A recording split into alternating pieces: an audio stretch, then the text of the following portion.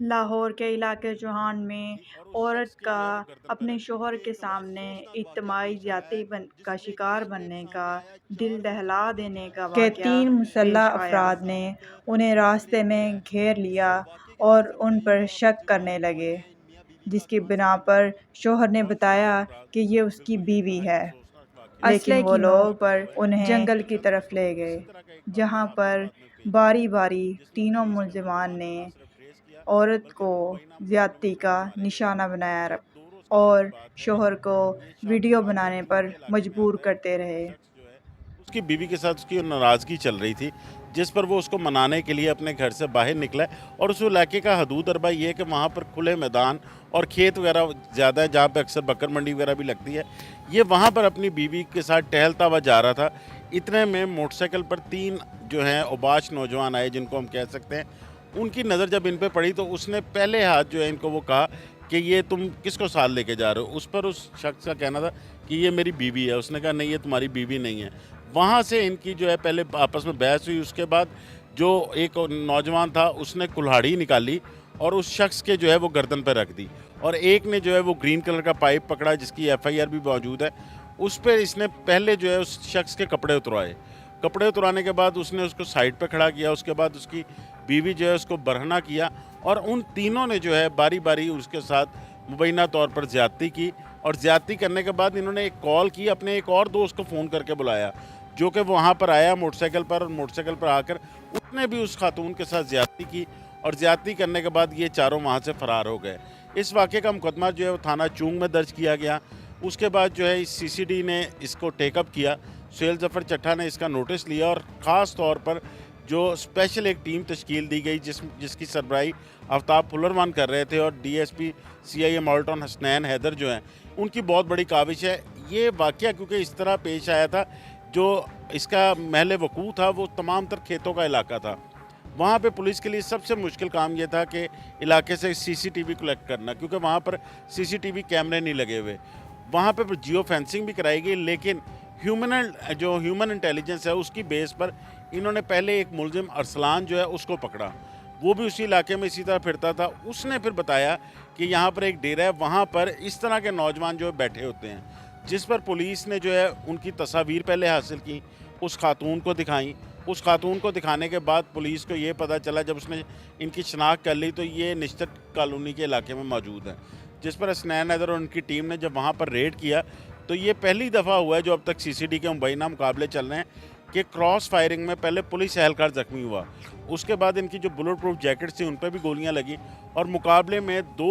جو ملزم ہیں، جس میں ایک کا نام اویس ہے اور ایک کا ارشاد عرف شہزاد جو ہے، وہ دونوں مارے گئے ہیں، جبکہ ان کے 2 ساتھی جو ہیں وہ تاحال فرار ہیں۔ پولیس کا یہ کہنا ہے کہ ان کو بھی ٹریس کر رہے ہیں، اور بہت جلد ان کو ٹریس بھی کر لیا جائے گا۔ اچھا، یہ بھی بتائیے گا کہ مبینہ گینگ ریپ کے ملزمان کو ٹریس کرنا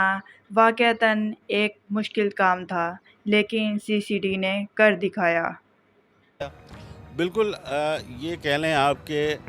جو اس کو ٹریس کرنا فراز اس وجہ سے مشکل تھا کہ ایک تو اس علاقے کا محل وقوع ایسا تھا کہ وہاں پر کیمرے نہیں لگے ہوئے، بہت کھلا علاقہ ہے، کھیت وہاں پہ زیادہ ہیں، لوگ اپنا جو ہے وہ کھلی زمین ہے، کیونکہ دریا کے ساتھ یہ لگتی ہے، تو وہاں پہ سی سی ٹی وی کیمروں کا تو رواج ہی نہیں ہے۔ تو پولیس کو جو ہیومن انٹیلیجنس کا ایک جال بچھانا پڑا، وہ ان کے لیے سب سے مشکل کام تھا۔ خاص طور پر پولیس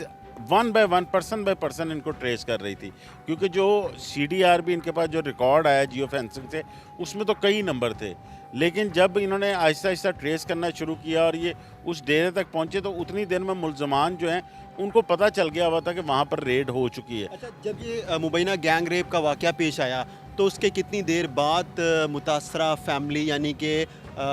لڑکی کے جو شوہر تھا اس نے مقدمہ درج کروایا، اور مقدمہ تھانہ چونگ میں ہی درج کروایا آپریشن ونگ کو، یا پھر ڈائریکٹ سی سی ڈی کو کمپلین گئی ہے؟ دیکھیے، جو میری اطلاعات ہیں اس کے مطابق تو جس وقت یہ واقعہ پیش آیا، سب سے پہلے وہ لوگ خود ہی تھانے آ گئے، انہوں نے کوئی 15 پہ کال نہیں کی، انہوں نے آ کر تھانے جب بتایا ہے تو ایس ایچ او جو محمد رضا ہے، انہوں نے فوری طور پر سب سے پہلے اس خاتون کا میڈیکل کروایا۔ میڈیکل کروانے تک پولیس ان کے ساتھ رہی، اور اس کے بعد جب مقدمہ درج ہو گیا تب بھی پولیس کے یہ پاس ہی رہے، کیونکہ ایک تو بہت زیادہ وہ خوفزدہ تھے، اور پولیس ان کی مدد سے کوشش یہ کر رہی تھی کہ جو آپریشن پولیس ہے کہ پہلے ہم خاکے وغیرہ بنوا لیں، کسی طرح ان ملزمان کی شناخت ہو جائے، کیونکہ یہ راہ چلتے ایک واقعہ پیش آیا تھا اور کرنے والے جو یہ گینگ ریپ کرنے والے تھے وہ کون تھے اس کے بارے میں کوئی کلو موجود نہیں تھا۔ تو آپریشن پولیس اپنا کام کر رہی تھی، اتنی دیر میں سی سی ڈی نے جب یہ واقعہ ٹیک اپ کیا ہے تو ٹیک اپ کرنے کے بعد آہستہ آہستہ کڑی سے کڑی ملتی گئی اور ان کو یہ پتہ چل گیا کہ وہ نشتر کالونی کے علاقے میں جو ہے ایک ڈیرے پر ہی پناہ لیے ہوئے ہیں۔ جس وقت یہ واقعہ پیش آیا اس وقت انہوں نے کوئی شور نہیں مچایا، چیخو پکار نہیں کی، کسی سے مدد نہیں مانگی، کوئی دور دور تک موجود نہیں تھا۔ اور پھر یہ جو چاروں ملزمان ہیں ان کو کیسے پتہ، انہوں نے کوئی ریکی کی ہوئی تھی، ٹارگیٹڈ تھا، یا پھر وہاں سے گزرتے ہوئے انہوں نے یہ مبینہ گینگ ریپ کیا؟ دیکھیے فراز، جس طرح ماضی میں بھی اس طرح کا واقعہ ہوا جو آپ کہہ لیں کہ ہمارے بہت زیادہ ہائی لائٹ ہوا تھا، لاہور سیالکوٹ موٹر وے کا ایک جو خاتون کے ساتھ بچوں کے سامنے زیادتی ہوئی تھی، وہ بھی راہ چلتے ملزمان نے دیکھا تھا کہ ان کی گاڑی بند ہے، وہ عابد ملی وغیرہ،